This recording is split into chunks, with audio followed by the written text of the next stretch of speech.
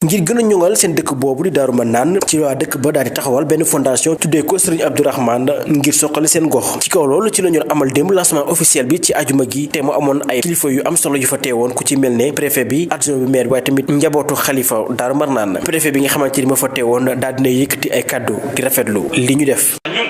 administration ànd nañu ak yéen si boobu woote ànd nañu ak yéen si objectif yi nga xamante ni moom ngeen tënk ngeen mën a jot ngir dëkk bu tedd bii ñu am si ngërëmal yàlla ak yonent bi ngërëmal Sëriñ Tuuba kon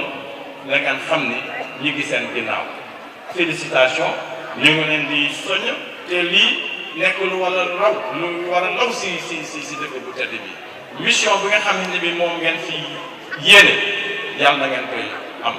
kii di Serigne Djily Lo jiite mouvement boobu daal dinañ ñëwaat ci li waral ñu daal di taxawal seen fondation boobu. ni Daaru Manaan mel ci Touba jaaduwul mu doon am te loolu lu yàgg la biñ ko seetloo nag ñu ne loolu kanay responsabilité yi bari na ñi waroon a def xëy na def ñi lañ waroon a def waaye tamit dëkk bi gis nañ ne xëy na ñu taxawaay bi ñu waroon a taxaw desoon na ñun suñu responsabilité duñ ko daw dañ koy assumer kon nag ñun nañ jóg en tant que waa Daaru Manaan te xam ne dëkk bi kenn du ñëw jóge feneen ñëw di ñu ko defaral ñun ñoo jóg am xalaat ne ñun war nañoo jóg taxaw ci suñu dëkk bi. ci kaw loolu mu daal ci yokk ne ñoom dañoo doon tàmbali ak seen ay mbiru bopp teg si ne mouvement bi taqewul dara ak politique. carte de membre yi waxtaanoon nañ ci biir réunion yi ñu doon def ñu proposé woon ay prix yu bari ñu proposé woon ko waaye comme doole yi amut carte yi prix yëpp la am suñ ko defee nag lañ ciy am.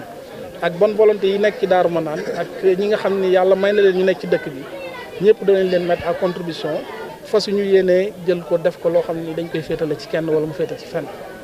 soo amee parti daal Daaru Manaan la. su cappaandaw ga si la sëriñ bi daal di rafetlu liggéey bi nga xamante ni ñu bokk ci biir fondation boobu amal nañ ko teg si di leen ñaanal ngir ñu am ndàmb.